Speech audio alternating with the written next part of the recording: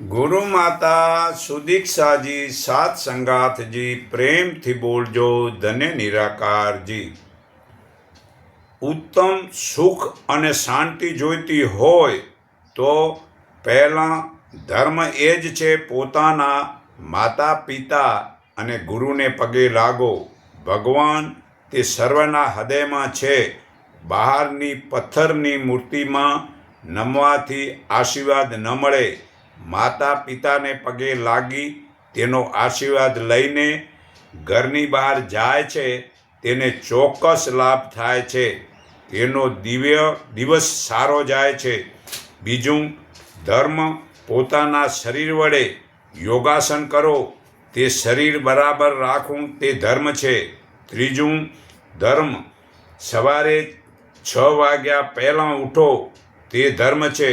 ચોથું, ધર્મ સ્નાન કરી ધ્યાન કરો તે ધર્મ છે. પાંચમું, ધર્મ ઉત્તમ પુસ્તકને વાંચીને સત્યનું પાલન કરો તે ધર્મ છે. છઠ્ઠું, ધર્મ વેર ઈર્ષા અને અભિમાન છોડીને શુદ્ધ વ્યવહાર કરો તે ધર્મ છે. સાતમું, ધર્મ બીજાનું ધન વગેરેની ચોરી ન કરો, કોઈનો અધિકાર ન લેવો તે ધર્મ છે. આઠમું, ધર્મ સમાજનું, રાષ્ટ્રનું અને પોતાનું કલ્યાણ માટે સંગઠન માટે ત્યાગ, તપ, સેવા, બલિદાનની ભાવના રાખો તે ધર્મ છે. નવમું, ધર્મ ઉત્તમ કાર્ય માટે ખરાબ કાર્યને છોડી દો તે ધર્મ છે. 10મું, ધર્મ સાત્વિક ભોજન લો તે ધર્મ છે. 11મું, ધર્મ આત્માને ઓળખવા માટે વિદ્વાનોનો સત્સંગ સાંભળી તે જ્ઞાનીને પ્રશ્ન પૂછી તે જ્ઞાન વડે મોહ છોડી સર્વે પ્રાણી માત્રના સુખ દુઃખને પોતાના માનીને સેવા કરો તે ધર્મ છે. 12મું, ધર્મ ઉત્તમ ગુણ કર્મ સ્વભાવ સુધારવા માટે ધ્યાન કરો તે ધર્મ છે. 13મું, ધર્મ પરોપકાર તે ધર્મ છે. 14મું, નમ્રતા, ત્યાગ, નિર્દોષતા અને સમાનતા, ક્ષમા, દયા, સંતોષ અને સત્યનું પાલન કરો તે ધર્મ છે. જો મુક્તિની ઈચ્છા જોઈતી હોય તો વિષયને ઝેર સમાન સમજીને છોડી દો. શબ્દના વિષયથી હરણ મરે છે, સ્પર્શના રૂપથી હાથી મરે છે, રૂપના વિષયથી પતંગિયું મરે છે, રસના વિષયથી માછલું મરે છે અને ગંધના વિષયથી ભમરો મરે છે. તે જીવજંતુ તો એક એક વિષયના ઉપયોગથી મરે છે અને મનુષ્ય જુએ છે છતાં પાંચે વિષયને છોડતા નથી. તો મૃત્યુ કેમ ન થાય? તો પોતાનું આત્મા સ્વરૂપનું જ્ઞાન નથી. તો સદગુરુ વડે પરમાત્માનું જ્ઞાન મેળવી લો. બાકી જુદા જુદા શાસ્ત્રના શ્લોક બોલતા હોય, જુદા જુદા દેવોની પૂજા કરતા હોય, બ્રહ્મ જ્ઞાન થયા વિના હે અર્જુન બધા કાર્ય નિર્થક નકામા છે. કરોડો યજ્ઞ કરો, કુવા વાવડી કરાવો, કરોડો હાથીને ગાયોના દાન કરો, કરોડો મંદિર બનાવો, પણ મોક્ષ તો બ્રહ્મ જ્ઞાન વિના થવાનું જ નથી. તો આખી પૃથ્વીમાં પરમાત્માને વધારે પ્રિય કોણ મનુષ્ય લાગે છે? જે હે અર્જુન કોઈ પણ આશા રાખ્યા વિના અનાયાસે યુદ્ધને ભાગ્યશાળીને જે છત્રીને જે મળે છે તો એ મનુષ્ય યુદ્ધ જે કરે છે તે ભગવાનને પ્રિય લાગે છે. તો જે મનુષ્ય તમારી આત્મવિશ્વાસની શક્તિ ખૂબ જ બળવાન છે. આ ઋગ્વેદ 10:27-5માં હે મનુષ્ય તમારી આત્મવિશ્વાસની શક્તિ ખૂબ જ બળવાન છે. તમારા આત્માને કોઈ ડગાવી શકે નહીં. જ્યારે મોટા મોટા પર્વતો જેવડો અવરોધો પણ તમારા રસ્તો રોકી શકે તેમ નથી, ત્યારે સાધારણ વિઘ્નોની તો શું તાકાત છે કે મનુષ્યો તમે સૂર્ય કરતાંય વધારે બળવાન છો. સંસારમાં જો કોઈ પણ સૌથી મોટી શક્તિ હોય તો તે આત્માશક્તિ સુષુપ્ત શક્તિને જાગૃત કરે છે. પરંતુ સર્વે સંસારનું ઉત્પાદન અને સારું કરવાનું શક્ય બને છે, ભલું કરવાનું શક્ય બને છે અને પરમાત્માની સાથે એક રસના સ્થાપના થાય છે. નિરંતર જીવનના સાચા લક્ષ્ય તરફ આગળ વધે છે સામાન્ય રીતે આપણું શરીર પ્રાણ, મન, બુદ્ધિ અને આત્માના 5 કોષોનું બનેલું છે. આ આત્મા પરમાત્માનો અંશ છે અને નર્મતાથી નારાયણ બની શકે છે, નર્મયથી નારાયણ બની શકે છે. આ સંસારની રચના પરમાત્માએ કરેલી છે, તેટલી શક્તિ આપણા આત્મામાં રહેલી છે. આ હકીકત પર વિશ્વાસ કરવો તેને જ આત્મવિશ્વાસ કહેવાય છે. આત્મવિશ્વાસ મનુષ્યનો એક વાર જો નક્કી કરી લે તો પછી સંસારની કોઈ શક્તિ તેને ડગાવી શકતી નથી. આત્મવિશ્વાસે હનુમાનજીએ સમુદ્ર ઓળગી લીધો હતો. આત્મવિશ્વાસે અર્જુને મહાભારતના યુદ્ધમાં વિજય પ્રાપ્ત કર્યો હતો. વર્તમાન સમયમાં જે લોકો સફળ થાય છે તે જુઓ આત્મવિશ્વાસને જ ચમત્કાર છે. ભૂલ માત્ર એક જ છે કે મનુષ્ય ન તો પોતાના આત્માને ઓળખી શક્યો છે કે ન તો પરમાત્માને. તે સંસારિક સુવર્ણ મૃગની જેમ જડમૂર્તિના કર્મકાંડની જ પાછળ ભટકતો થઈ ગયો છે અને દુઃખો ભોગવો છે.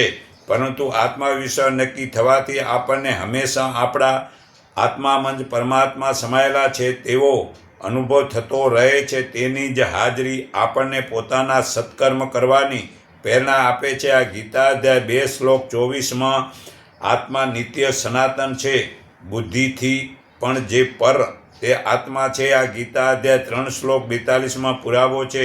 તો આત્મા દેહથી પર હોવા છતાં દેહમાં સાક્ષી રૂપે રહેલો છે અને પોતાને એનો માલિક સમજવાથી મહેશ્વર કહેવાય છે અને સતુચિતું આનંદ સ્વરૂપ હોવાથી પરમાત્મા પણ કહેવાય છે. તે શરીરમાં છે છતાં શરીર સંબંધથી રહિત છે. આ ગીતા અધ્યાય 13 શ્લોક 13માં પુરાવો છે. તો શાંતિ માટે ગુણોના સાક્ષી બનો. તો શાંતિ મનુષ્યને દેવોને પૂજે. સાત્વિક મનુષ્યો દેવોને પૂજે છે, રાજસી મનુષ્યો રાક્ષસોને પૂજે છે અને તથા બીજા તામસી લોકો ભૂત પ્રેત વગેરેને પૂજે છે. આ ગીતા અધ્યાય 17 શ્લોકમાં 4માં પુરાવો છે. ખરેખર પરમાત્માને બાહ્ય કર્મકાંડની પૂજા કરવાની જરૂર નથી. પરમાત્મા એક જ છે. ગીતા અધ્યાય 15 શ્લોક 1માં પુરાવો છે. તો જેમાં સાચી શ્રદ્ધા નથી તેઓ એક જ પ્રકૃતિના શરીરવાળા દેવોની પૂજા કરે છે. બ્રહ્માજી, વિષ્ણુ, શંકર, ઇન્દ્ર, ચંદ્ર, સૂર્ય વગેરે દેવોને પૂજે છે. તે ભગવાનની વિભૂતિઓ છે. આ ગીતા અધ્યાય 10 શ્લોક 20-42માં પુરાયો છે. વળી રજોગુણી મનુષ્ય અસુરોને પૂજે છે. જે વિશ્વ યુદ્ધ વખતે કલકત્તાનો એક મનુષ્ય હિટલરની પૂજા કરતો હતો, કારણ કે તે યુદ્ધના સમયે તે હિટલરની મહેરબાનીથી કાળા બજારમાં વેપારથી ઘણું જ ધન ભેગું કરેલું હતું. તો સમજાણું કે રજોગુણી મનુષ્ય આવા મનુષ્યરૂપી ઈશ્વર માને છે તથા તેને પૂજે છે. અને જે લોકો તમોગુણમાં અંધકારમાં રહેલા છે તે મૃત મનુષ્યના કબરની જ પૂજા કરે છે. તે મરી ગયાની કબરને પૂજા કરવાથી શું લાભ થાય મૂર્ખાઓ? તેમજ અમુક લોકો ભૂતોને પૂજે છે અને બલિ ચઢાવે છે. કોઈ વૃક્ષને પૂજે છે તો પ્રકૃતિના ગુણોમાંથી પૂરેપૂરો શુદ્ધ થઈ જાય છે. તે પરમાત્માને પૂજે છે. સતોગુણવાળો મનુષ્ય સ્વર્ગલોકમાં જાય છે. રજોગુણનું મનુષ્ય મધ્યમ પૃથ્વીલોકમાં રહે છે અને પાપી તમોગુણી લોકો નરકમાં જાય છે. જ્યારે જ્ઞાની મનુષ્ય આ 3 ગુણો સિવાય બીજો કોઈ કરતા નથી એવું સમજે છે અને પોતાને એ ગુણોથી પર જુદો રહેલો સમજે છે, ત્યારે તે મનુષ્ય 3 ગુણોથી છોડીને દે છે. તે જ જન્મ, મૃત્યુ, વૃદ્ધાવસ્થા અને દુઃખોથી છૂટી જાય છે. તે અમૃતરૂપી પરમાત્માના સ્વરૂપને પામે છે. આ ગીતા અધ્યાય 14 શ્લોક 18-20માં પુરાવો છે. ધર્મ અનુકાળ જે કામ તે પણ ભગવાન જ છે. આ ગીતા અધ્યાય 7 શ્લોક 11માં પુરાવો છે. તો હે અર્જુન, સતોગુણ નિર્મળ હોવાથી બુદ્ધિનો પ્રકાશ કરનાર અને તે દોષ છૂટે છે, પણ તે સુખ તથા જ્ઞાનમાં આસક્તિ વડે જીવને બાંધે છે. રજોગુણ વેર, તૃષ્ણા અને આસક્તિથી તે જીવને કર્મોમાં બાંધે છે. સર્વે જીવોને મોહ વડે, તમોગુણ વડે, આળસ અને નિદ્રા વડે જીવને બાંધે છે. સતોગુણ રહેલો લોકો મૃત્યુ પામે છે, તે જ્ઞાનીઓના ઘેર જન્મે છે. રજોગુણની વૃદ્ધિમાં મૃત્યુ પામીને જીવ કર્મવાળાના ઘેર જન્મે છે, અને તમોગુણની વૃદ્ધિમાં મૃત્યુ પામનાર મૂઢજોની, પશુ, પક્ષી, થાવર વગેરેમાં જન્મે છે. ગીતા અધ્યાય 14 શ્લોક 6-15 પુરાવો છે. તો જ્ઞાની સ્વરૂપના ભાનથી ખસતો નથી. તે સુખ દુઃખને સમાન સમજે છે. માટી, સોનું તેને સમાન છે. ગીતા અધ્યાય 14-24 પુરાવો છે. તેથી જ્ઞાની સોનું પહેરતો નથી. સોના, ચાંદી અને તમોગુણી હાર કળિયુગનો વાસ છે. પર્ષતે કળિયુગને નીચ વસ્તુમાં રહેવાનું કહ્યું છે. તે નીચ વસ્તુ જે સોનું, ચાંદી અને પ્રેત ભોજનવાળામાં રહેવું, તેવો કાયદો જ પરિષદે બનાવ્યો, અને તે પોતે જ પરિષદ માથામાં સોનાનો મુગટ પહેરીને જંગલમાં ફરતા પાણીની તરસ લાગી. તે પરિષદે ધ્યાનમાં બેઠેલા ઋષિ પાસે પાણી માગ્યું, અને તે ઋષિએ જવાબ ના આપવાથી ક્રોધ આવ્યો, અને ક્રોધ વડે બાજુમાં મરેલો સર્પ તે ઋષિના ગળામાં પહેરાવાથી તે ઋષિના પુત્ર વડે 7 દિવસે મૃત્યુ થયું છે. તો સમજાણું ને તે સોનું રૂપું ધન વગેરે સંગ્રહવાથી ક્રોધ આવશે, અને કળિયુગના કારણે આ ભૂલ થશે. તો મહાભારત પાના નંબર 4 પુરાવો છે. તો હે અર્જુન, નિત્યનો કામ સ્ત્રી સંગ તે દુશ્મન છે. જ્ઞાનીઓનું જ્ઞાન જેનાથી ઢંકાઈ જાય છે. ગીતા અધ્યાય 3 શ્લોક 39 પુરાવો છે. તો ધર્મ અનુકૂળ કામ તે ભગવાન છે. ગીતા અધ્યાય 7 શ્લોક 11 પુરાવો છે. તો માસિકની પહેલી 4 દિવસ, પછી 11મી, 13મી આ 6 રાત્રિ છોડી, એટલે સ્ત્રીની ઋતુકાળ 16 દિવસની છે. આ 16માંથી 6 બાદ કરી 10 દિવસ ભોગવે તે બ્રહ્મચારી ગણાય છે. આ મનુ સ્મૃતિ પાના નંબર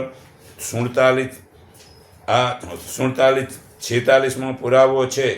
તો હું તમને ગીતા અધ્યાય 13 શ્લોક 22 આગળ વાંચી સંભળાવું છું.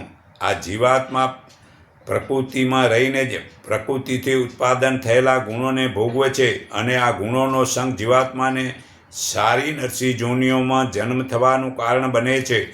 આ જીવાત્મા દેહથી પર હોવા છતાં દેહમાં સાક્ષી રૂપે રહેલો છે, અને શરીરના સાથે સંબંધ રાખવાથી, ઉપદ્રષ્ટા તેમજ ક્રિયાઓનો અનુમતિ આપનાર હોવાથી, અનુમતતા અને સર્વનું ધારણ પોષણ કરવાથી ભર્તા કહેવાય છે. સુખ દુઃખ ભોગવાથી ભોગતા કહેવાય છે. પોતાને માલિક સમજવાથી મહેશ્વર કહેવાય છે, ને સતુચિતું આનંદ સ્વરૂપ હોવાથી પરમાત્મા પણ કહેવાય છે. તો આ શરીરમાં રહેલો હોવા છતાં શરીર સંબંધથી રહિત છે. જે આ પ્રમાણે આત્માને તથા ગુણો એટલે વિકારો રહિત પ્રકૃતિને જાણે છે, તે દરેક રીતે કર્મ કરતો હોવા છતાં ફરી જન્મ પામતો નથી. તો આત્માનો કેટલાક મનુષ્ય શુદ્ધ થયેલી બુદ્ધિથી ધ્યાન દ્વારા પોતાને જુએ છે, કેટલાક જ્ઞાન યોગ દ્વારા અને કેટલાક કર્મયોગ દ્વારા જુએ છે. તો હે અર્જુન, જે કંઈ થાવર જંગમ વસ્તુ ઉત્પાદન થાય છે, તે ક્ષેત્ર અને ક્ષેત્રજ્ઞ એટલે કે પ્રકૃતિ અને પુરુષના સંયોગથી જ જન્મે છે. એમ તું જાણ.